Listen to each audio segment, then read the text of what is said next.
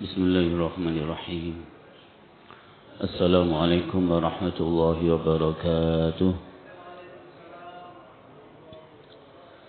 Bismillah, amantu billah wa a'tasamtu billah wa tawakkaltu ala Allah.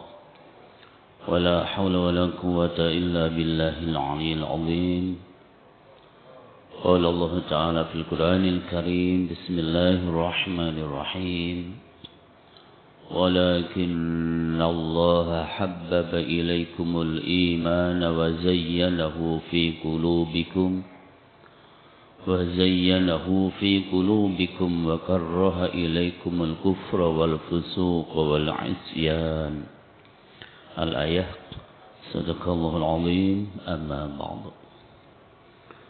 Hadirin Bapak Ibu para jamaah salat maghrib Masjid Al-Maghfirah rahimakumullah.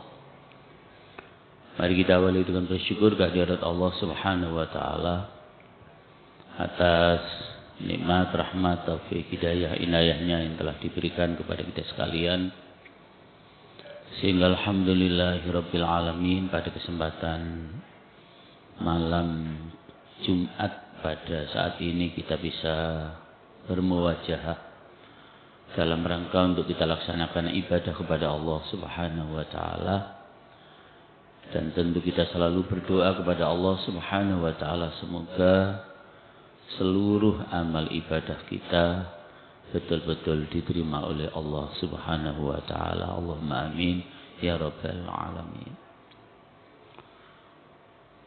Kedua kalinya semoga salawat salam tetap tersampaikan kepada junjungan kita Rasulullah Muhammad sallallahu alaihi wasallam atas bimbingan, petunjuk, pengarahan dan pendidikan yang beliau sampaikan untuk kita semuanya, sehingga kemudian kita betul-betul mampu untuk memanage hidup dan kehidupan kita di dunia ini dengan sebaik-baiknya. Sebab ketika terjadi masa fatrah, kekosongan, Allah tidak mengutus seorang manusia untuk diangkat sebagai Nabi dan Rasul. Setelah Allah mengangkat Nabi Isa, hampir 600 tahun lamanya tidak ada seorang Nabi dan Rasul. Dan apa yang terjadi? Dunia menjadi jahiliyah, penuh dengan kebodohan, dekadensi moral terjadi dalam segala kehidupan mereka. Tidak lagi mengenal halal haram, ini yang hak, ini yang batil, ini yang boleh, ini yang larangan, sama sekali tidak mereka kenal.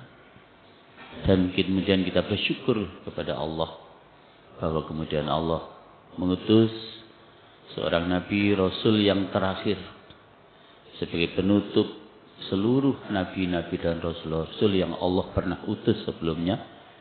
Itulah beliau Rasulullah Muhammad sallallahu alaihi wasallam. Hadirin para jamaah rahimakumullah. Perintah-perintah yang bersifat batin berikutnya adalah tentang cinta kepada iman dan benci kepada kedurhakaan. Cinta kepada iman dan benci kepada kedurhakaan.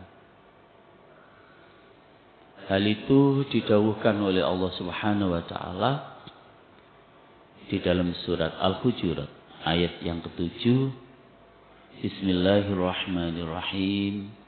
Walakinnallaha habbaba ilaikumul iman wa zayyanahu fi qulubikum wa karraha ilaikumul kufra wal fusuqa wal isyan. Tetapi Allah menjadikan kamu cinta kepada keimanan dan menjadikan iman itu indah dalam hatimu, serta menjadikan kamu benci kepada kekafiran, kefasikan, dan kedurhakaan. Bapak Ibu rahimakumullah, Jadi kita sebagai orang yang beriman kepada Allah, maka yang pertama kita bersyukur kepada Allah. Telah ditanamkan di dalam hati kita keimanan kita kepada Allah Subhanahu wa ta'ala. Sebab sudah sering kita sampaikan, ternyata memang Allah itu sengaja para jemaah tidak menjadikan semua manusia ini untuk beriman kepada Allah. Berarti saya dengan jenengan ini dipilih oleh Allah untuk beriman kepada Allah Subhanahu wa ta'ala. Itulah yang dijelaskan oleh Allah di dalam surat Yunus ayat yang ke-99. Jadi memang Allah tidak menghendaki semuanya beriman. Maka kita mesti bersyukur kepada Allah. Kita termasuk hamba-hamba yang dipilih oleh Allah, yang dikehendaki oleh Allah untuk beriman kepadanya. Maka kita harus mencintai iman kita.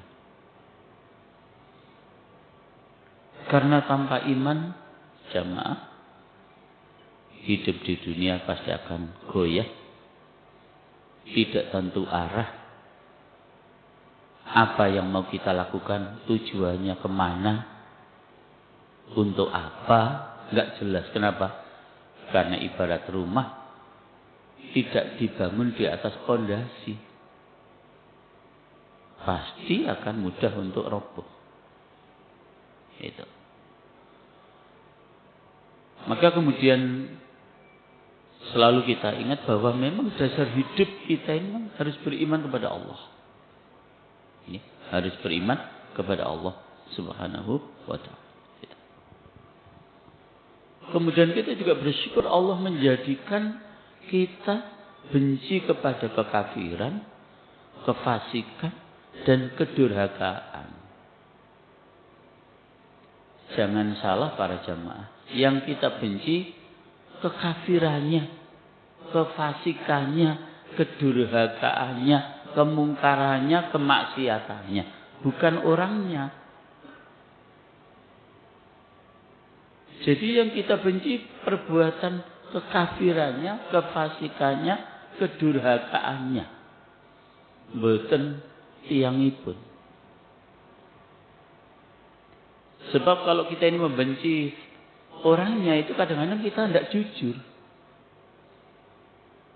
Kalau itu yang berbuat kemungkaran orang lain, habis kita mengecamnya, mengejeknya, menghinanya, mendoakan jelek. Tapi coba yang berbuat maksiat itu anak kita, cucu kita. Bisakah kita bilang, memang kamu kurang ajar, neraka kamu? Gak mungkin. Ya. Makanya yang diperintahkan untuk kita benci itu tadi. Perbuatan kekafirannya, kefasikannya, kedurhakaannya kepada Allah Subhanahu wa ta'ala. Karena pada hakikatnya kekafiran itu terjadi, kefasikan itu terjadi, kedurhakaan dan kemungkaran serta kemaksiatan itu terjadi karena memang mereka belum mendapatkan hidayah Allah Subhanahu wa ta'ala. Sehingga yang terjadi napa jamaah? Yang terjadi kadang-kadang omahe nang ngarepe masjid blas, tapi mal gak sholat. Jangankan ke masjid, sholat aja enggak. Omahe itu ngarepe masjid. Kenapa itu terjadi? Belum dapat hidayah Allah. Belum dapat hidayah. Santai saja. Semua pada berangkat ke masjid tetap katokan pendek, jedal-jedul, santai. Ya jedul, santai. Ya gak izin, ya gak sungkan. Kenapa? Belum mendapat hidayah Allah. Justru kewajiban saya dengan panjenengan mendoakannya, bukan membenci orangnya. tapi bencilah kedurhakaannya, kefasikannya, kekafiran. Sehingga muamalah yang harus kita bangun, interaksi sosial yang harus kita bangun kepada mereka, ya biasa-biasa mawon. Jangan karena tidak sholat kalau kita kucilkan, jangan. Biasa saja kita membangun interaksi sosialnya. Dan memang kita dilarang untuk membenci orangnya. Ya. Tapi kita membenci perbuatannya yang melanggar aturan Allah, yang melanggar aturan Rasulullah Sallallahu Alaihi Wasallam. Subhanallah. Karena itu pula kita diingatkan oleh Rasulullah Sallallahu Alaihi Wasallam. Man waliya alaihi walin fara'ahu ya'ti syai'an min ma'siyatillah falyakrah ma ya'ti min ma'siyatillah. Hadis riwayat Imam Muslim nomor 1855 dari Auf bin Malik. Kata Rasulullah pada jemaah, barang siapa yang mengangkat seorang sebagai penguasa, kemudian dia melihatnya melakukan kemaksiatan kepada Allah, maka hendaknya dia membenci perbuatan maksiat kepada Allah itu. Lebih konkret ya hadis ini. Jadi siapa yang mengangkat seseorang sebagai pemimpin, sebagai penguasa, lalu kita melihat pemimpin yang kita angkat itu kok bermaksiat kepada Allah, maka kita diperintahkan oleh Rasulullah untuk membenci perbuatan maksiatnya itu, bukan membenci orangnya. Karena tadi sekali lagi kalau kita membenci orangnya kadang-kadang tidak fair. Sing dadi pejabat sik dulure awake dhewe masih roh nek korupsi kadang-kadang meneng ae. Dulure dhewe soal. Tapi kalau orang lain coba, pasti akan kita berlakukan berbeda. Makanya sangat logis ketika yang harus dibenci itu sekali lagi kekafirannya, kedurhakaannya, kefasikannya, kemaksiatannya. Kenapa para jemaah kok kita harus cinta iman dan benci terhadap kedurhakaan itu? Karena kecintaan kita kepada iman itu para jemaah akan kita jadikan sebagai sarana untuk melakukan apa yang diperintahkan oleh iman kita. Jadi kecintaan kita terhadap iman itu akan kita jadikan sebagai sarana untuk melakukan sesuatu yang sesuai dengan iman kita. Dan iman kita itu benar-benar akan menjadi sempurna jika dibangun di atas iman itu ya amilus solihat, amal yang soleh. Selanjutnya kenapa kok kita harus membenci kedurhakaan itu? Ya. Dengan kita membenci kedurhakaan itu merupakan sarana yang akan menyebabkan kita bisa menghindari perbuatan kedurhakaan itu. Kalau bahasa Jawa wala akibatnya nek nyolong itu terus ditangkap wong kampung, digebuki sampai ndak karu-karuan. Nah, akhirnya kita punya niatan untuk menghindari perbuatan kemaksiatan tersebut. Itu baru hukuman di dunia jemaah. Belum nanti sanksi di akhirat jauh lebih berat lagi. Oke? Sehingga kita mesti cinta iman karena kita bisa jadikan itu sarana untuk melakukan perbuatan sesuai dengan perintah iman kita. Kita benci terhadap kedurhakaan karena benci terhadap kedurhakaan itu merupakan sarana yang akan dapat membuatnya kita menghindari kedurhakaan tersebut. Kemudian para jemaah, rindu kepada Allah dan risalah-risalahnya. Bapak Ibu para jemaah, Allah Subhanahu wa taala berfirman di dalam surat Al-A'raf ayat 143. Qala rabbi arini anzur ilaik. Berkatalah Nabi Musa, ya Tuhanku, nampakkanlah diri engkau kepadaku agar aku dapat melihat kepada engkau. Saking rindunya Nabi Musa itu kepada Allah jemaah. Sampai Nabi Musa berdoa memohon kepada Allah, tampakkanlah diri engkau ya Allah kepadaku agar aku dapat melihat engkau.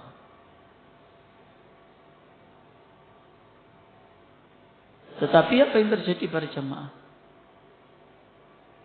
Jangankan manusia biasa, bahkan nabi-nabi Allah, rasul-rasul Allah, sampai kepada nabi yang paling mulia, nabi yang paling agung, Rasulullah Muhammad sallallahu alaihi wasallam, ketika masih di dunia tidak mungkin bisa melihat Allah. Sehingga peristiwa yang beliau lakukan dalam peristiwa Isra dan Mi'raj, yang bertemu Allah untuk menerima perintah sholat 5 waktu itu, tetap para jamaah di balik tabir. Hanya memang sudah sangat dekat. Kalau diibaratkan ini tabirnya, Nabi di sini, Allah di sana. Sehingga kemudian para jemaah, kecintaan Nabi Musa itu saking rindunya kepada Allah, ingin segera bisa ketemu Allah, itu memang tidak mungkin. Kalau Nabi Musa seperti itu, kalau umatnya itu kepingin ketemu Allah baru mau beriman kepada Allah. Kalau Nabi Musa tidak, memang saking rindunya kepingin segera bertemu Allah, tapi tidak mungkin. Sehingga kalau di dalam ayat tersebut, kalau kita baca semua panjang, itu memang ketika Nabi Musa itu kepingin ketemu Allah, Allah memerintahkan, ya sudah kamu pergi ke Gunung Tursina itu. Ya. Maka kalau kamu ingin melihat saya, kalau bahasa kita, lihat aja Gunung Tursina. Nanti kalau Gunung Tursina itu masih tetap kokoh, ya kamu berarti bisa melihat saya.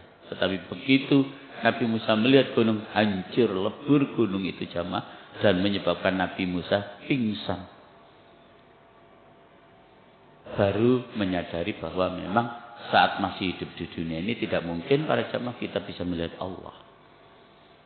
Sehingga kalau ada orang bilang, saya tadi komunikasi sama Allah, ngomong sama Allah, ketemu Allah, ya itu omong kosong. Nabi saja nggak bisa kok. Ya, Nabi saja tidak bisa ketemu Allah secara fisik, ya, tidak bisa. Justru karena itulah para jamaah nanti menjadi nikmat terbesar ketika kita sudah di surga itu, jika Allah berkenan untuk menunjukkan dirinya. Itu menjadi nikmat terbesar. Demikian juga kita rindu dengan risalah-risalah Allah. Sehingga dijelaskan di dalam surat Muhammad ayat yang ke-20, wa yaqulul ladzina amanu laula nuzzilat surah. Akhir ayatnya, ayatnya kepanjang. Dan orang-orang yang beriman berkata, mengapa tiada diturunkan suatu surat? Jadi para jemaah,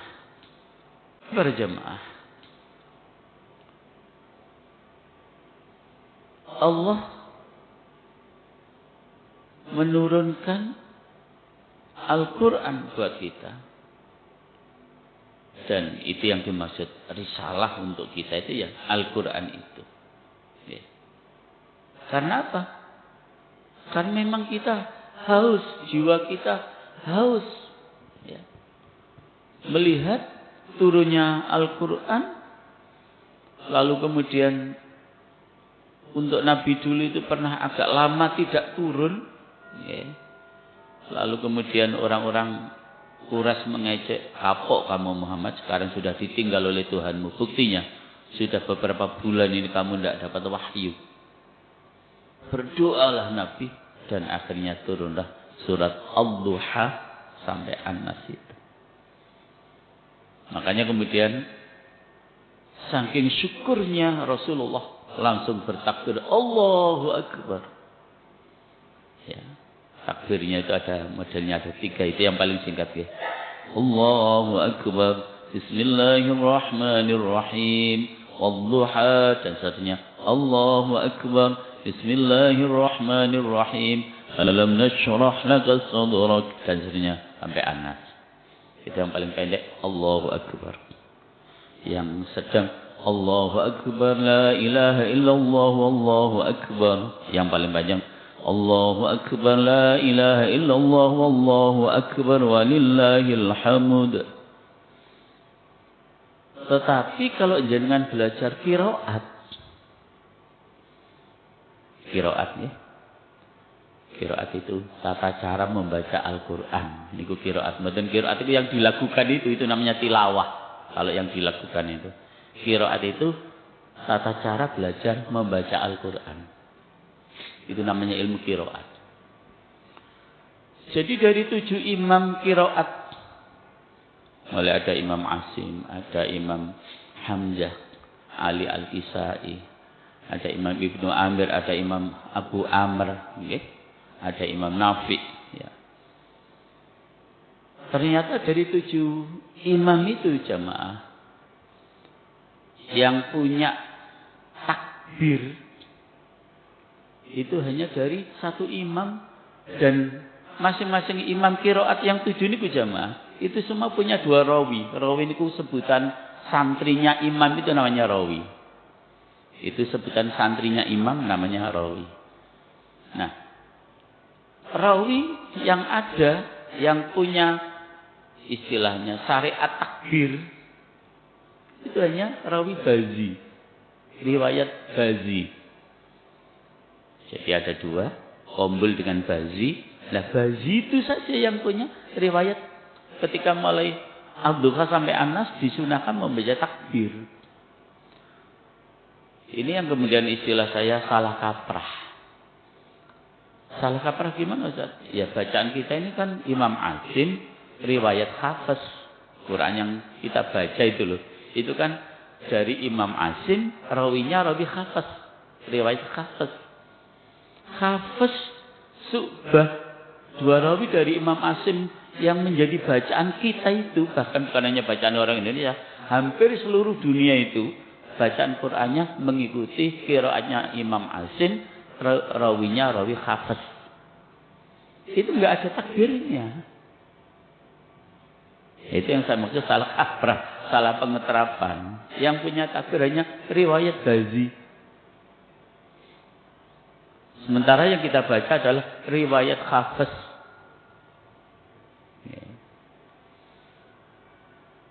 Nah, minimal harusnya jenengan itu, ya kita semua maksudnya. Kalau mau serius belajar qiraat nih, 1 imam itu 2 rawinya jenengan kuasailah dua-duanya. Kalau Hafiz kita semua sudah menguasailah. 1-nya mestinya dikuasai sekalian. Yang riwayat Syu'bah. Saya sudah hampir 3 tahun barangkali mengajarkan Syu'bah untuk guru-guru TPQ Surabaya. Di rumah pintar penyuluh, basecampnya penyuluh agama Islam di Meratang Pinangun itu. Baru dapat surat At-Taubah kalau nggak salah itu. Ayat berapa itu masih awal. Itu riwayat Syu'bah dari Imam Asim. Gimana satu kadung tahlilannya mesti Allahu Akbar, Bismillahirrahmanirrahim, Qul huwallahu ahad sampai akhir Allahu Akbar. Mestinya tidak boleh. Karena bacaan kita hafaz, bukan bazi. Mestinya tidak boleh.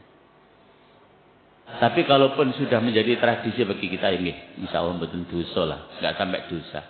Tapi nggak menyalahi sebenarnya. Karena yang kita baca qiraatnya hafaz, dan hafaz itu tidak punya takbir, yang punyanya bazi. Dari 14 rawi itu hanya satu bazi yang punya takbir. Ya. Khataman kan begitu juga. Kalau sudah al-ikhlas itu, ya. Kalau sudah ad-duha itu kan mesti ditambah takbir. Padahal bacaan kita hafaz. Ya. Menek dipun niati wis pokoke maca takbir lillahi ta'ala insyaallah mboten apa-apa. Tapi sebenarnya salah tempat, nggih, salah tempat, nggih, ngoten. Jadi Bapak Ibu para jemaah, kita selalu rindu untuk turunnya Al-Qur'an. Turunnya surat demi surat. Karena apa? Dengan turunnya risalah, surat demi surat, ayat demi ayat, itu Masya Allah menyebabkan kita itu kemudian punya perasaan, punya kecintaan yang luar biasa kepada Allah, karena Allah berkenan menurunkan Al-Quran itu, meyakini bahwa Allah itu zat yang maha agung, Allah itu zat yang maha kuasa. Tadi sudah saya sampaikan, terjadi masa fatrah yang hampir 600 tahun setelah Nabi Isa diangkat oleh Allah ke langit. Apa yang terjadi di dunia? Jahiliyah, jemaah. Makanya ngapunten jemaah, saya itu kalau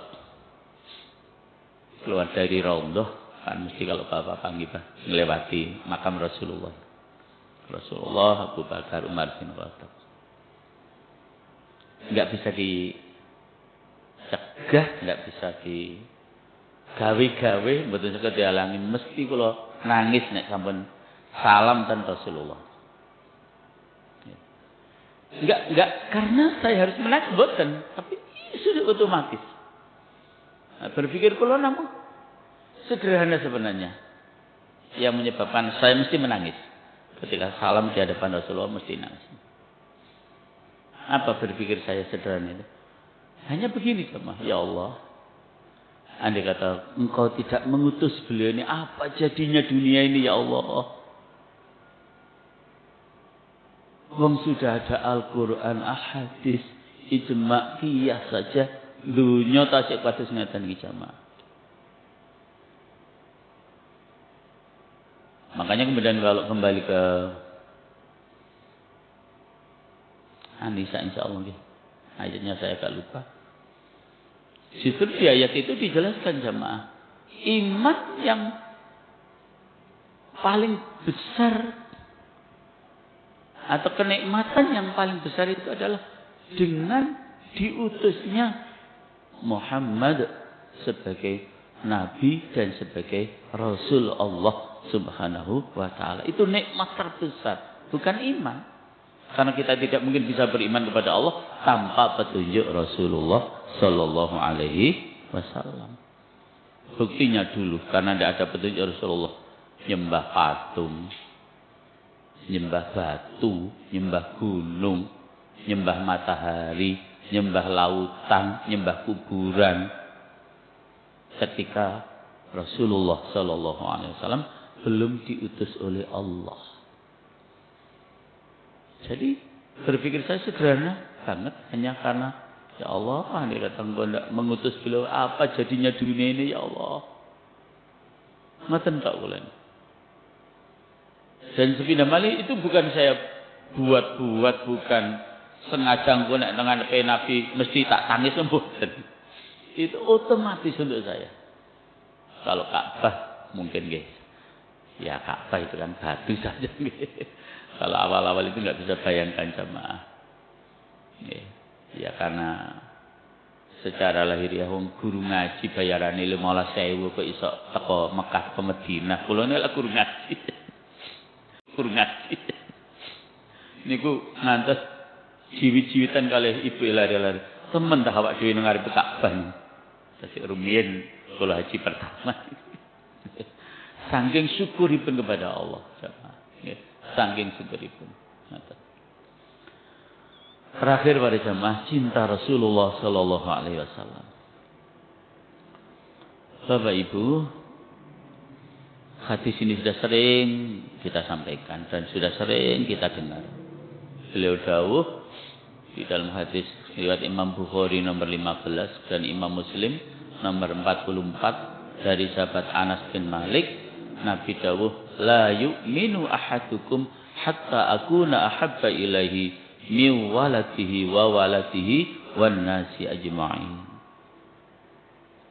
Tidaklah beriman seorang di antara kamu hingga aku, Rasulullah, lebih dia cintai daripada anaknya, orang tuanya, dan manusia secara keseluruhan.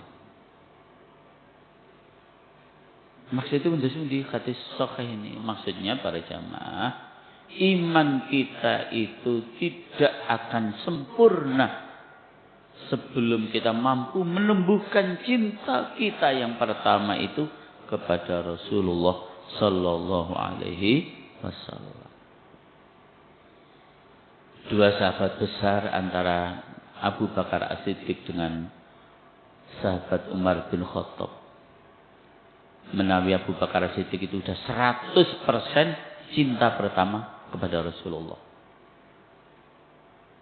Tapi Umar bin Khattab ini ke awalnya pengertian. Ya Rasul, memang saya bisa mengalahkan cinta saya terhadap apapun, ya, dengan jenengan. Saya lebih mencintai jenengan dengan cinta saya terhadap apapun. Tetapi saya, kata sahabat Umar bin Khattab, saya tetap lebih mencintai diri saya sendiri ya Rasul. Jadi cinta Umar bin Khattab itu terhadap siapapun dikalahkan dengan cintanya kepada Rasulullah. Tapi cintanya dia terhadap dirinya sendiri tidak mampu mengalahkan untuk mencintai Rasulullah. Maka kata Nabi, imanmu belum sempurna Umar. Besok datang lagi baru menyampaikan, iya ya Rasul, sekarang memang cinta saya kepada jenengan nomor 1. Dan baru saya cinta terhadap diri saya sendiri dan yang lain. Kata Nabi, imanmu hari ini sudah sempurna Umar. Kok kelihatannya hadis itu kok ekstrim gitu ya? Kok kayak Nabi itu harus paling disanjung-sanjung, paling diagung-agungkan. Nabi ini pun betul nyuwun diagung-agungkan itu. Malah dalam hadis itu beliau dawuh, la tuturuni kama ataratin nasara Isa bin Maryam fayaqulu ana Abdullah wa Rasuluh. Janganlah engkau mengagungkan saya sebagaimana orang-orang Nasrani mengagungkan Nabi Isa. Sampai berlebihan dianggap Tuhan. Maka kata Nabi, fayaqulu ana Abdullah wa Rasuluh. Maka katakanlah bahwa saya ini hamba Allah, sekaligus saya ini utusan Allah. Jadi salah ketika kemudian kita mengadakan peringatan Maulid Nabi itu kok ngagung-ngagungkan Rasulullah. Loh, mengagungkan Rasulullah ada batasnya tadi. Yang penting tidak seperti orang Nasrani mengagungkan Nabi Isa. Boleh. Boleh. Jadi kok sepertinya ekstrim, harus beliau yang menjadi objek cinta kita pertama. Bahkan cinta kita kepada beliau harus mengalahkan cinta kita kepada anak-anak kita, cucu kita, bahkan orang tua kita, bahkan seluruh umat manusia. Kita harus kita kalahkan agar kita bisa mencintai Rasulullah SAW menjadi cinta yang pertama. Kenapa jamaah? Jawaban singkatnya jamaah, ya kembali tadi itu. Kalau tidak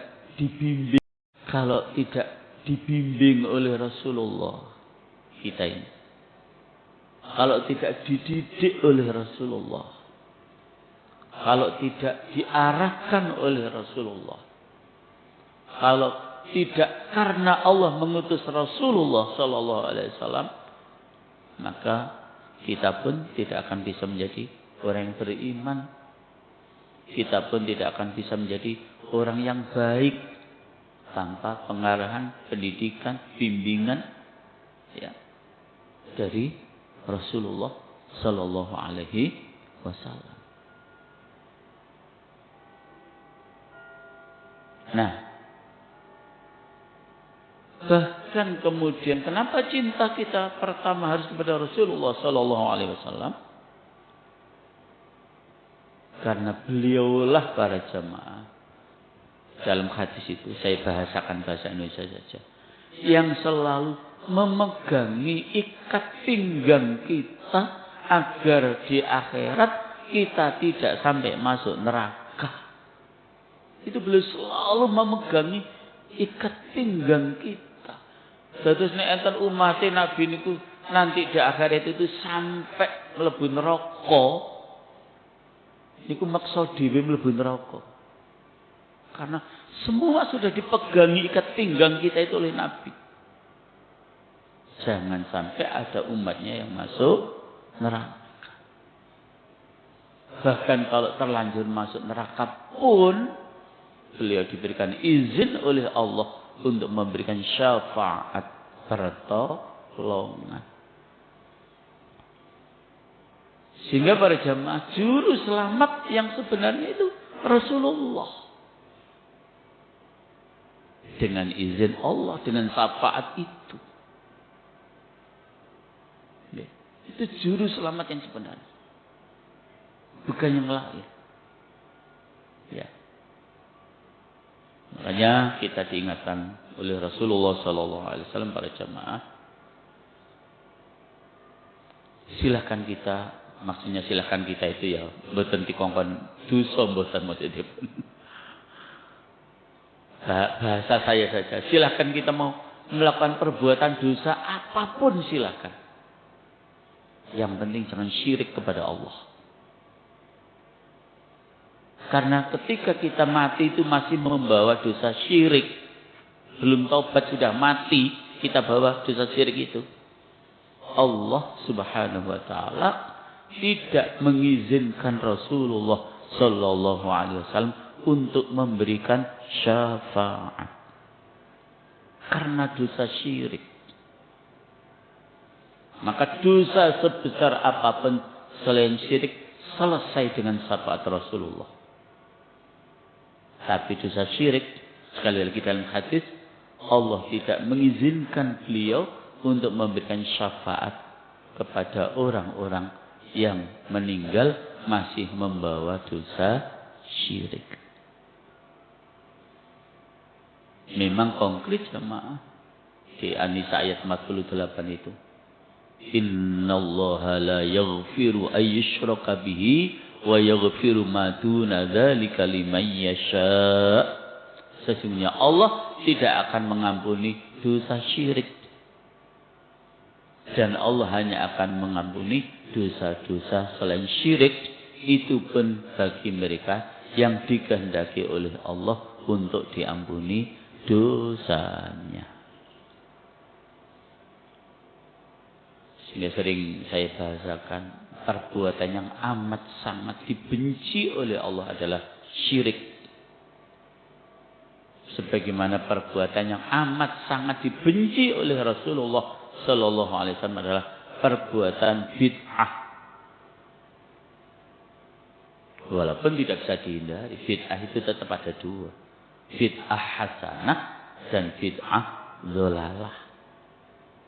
Nabi tidak pernah memushafkan Al-Quran. Tapi kenapa Al-Quran kok kita mushafkan, kita bukukan? Bid'ah kan? Nabi tidak pernah memushafkan Al-Quran kok. Kalau menulis iya. Menulis pun saat Nabi itu namung lengguk-lengguk ngaten tok. Mboten titik-titik gak ana harokate. Kenapa sekarang kita lengkapi titik atas, titik bawah, harokat? Bid'ah kan? Bid'ah kan? Tapi hasanah. Kenapa kalau Ramadan setelah tarawih itu kalau ceramah, zaman Nabi nggak pernah ada ceramah setelah tarawih itu. Bid'ah, tapi hasanah. Ya. Jadi hasanah. Duduk di masjid, ya bid'ah. Ya. Sama, jam-jam gini ya bid'ah semua. Zaman Nabi turun untuk jam-jam ini. Asli barengi bid'ah semua. Tapi kan hasanah. Nyebabno sing jamaah khusuk salat gak kepanasan. Okay. Jadi jamaah rahmatullah. Sekali lagi perbuatan yang sangat dibenci oleh Allah syirik. Dan perbuatan yang sangat dibenci oleh Rasulullah SAW adalah bid'ah. Ingat para jamaah bahwa hadis itu bukan hanya dawuhnya Rasulullah loh, okay?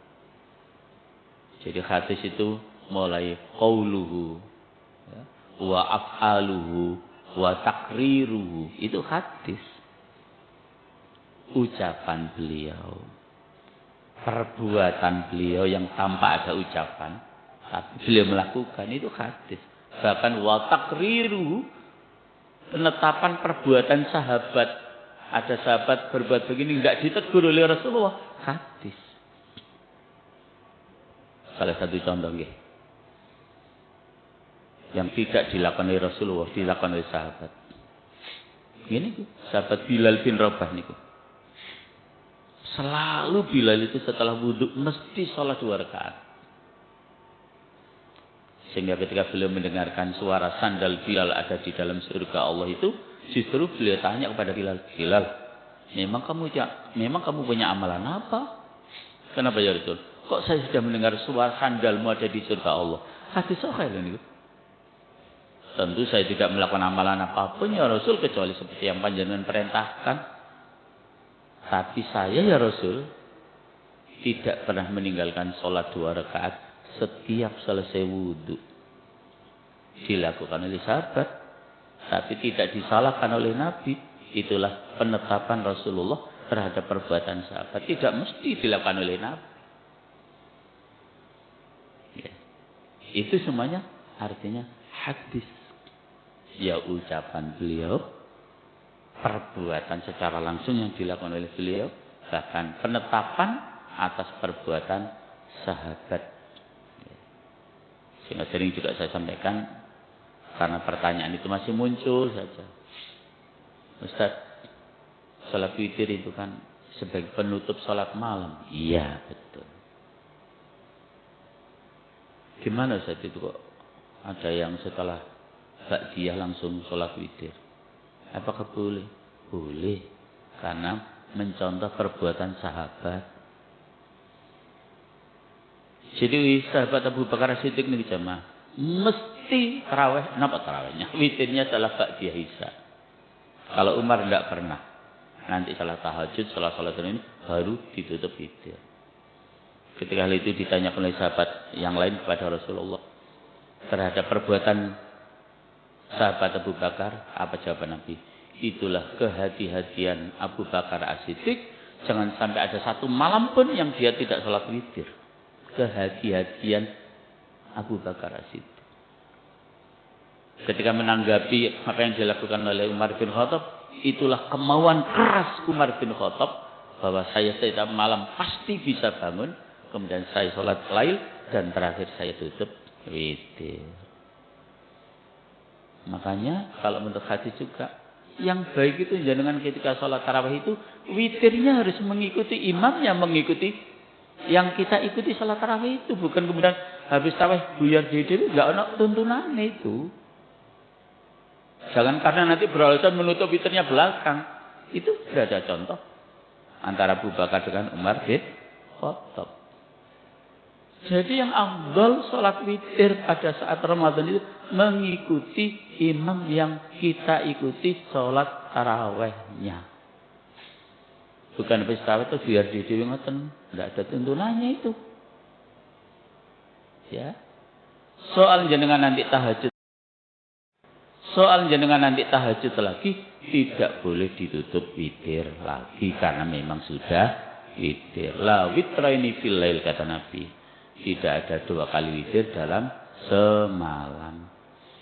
Kalau tadi setelah Ba'diyah Isya sudah jangan tutup dengan witir, maka nanti malam ketika jangan tahajud lagi, maka tidak perlu ditutup witir. Memang tidak boleh 2 kali witir dalam semalam. Dan semuanya memang harus merujuk kepada petunjuk-petunjuk yang ada. Matur nuwun Bapak Ibu, subhanakallahumma bihamdik asyhadu an la ilaha illa anta astaghfiruka wa atubu ilaik.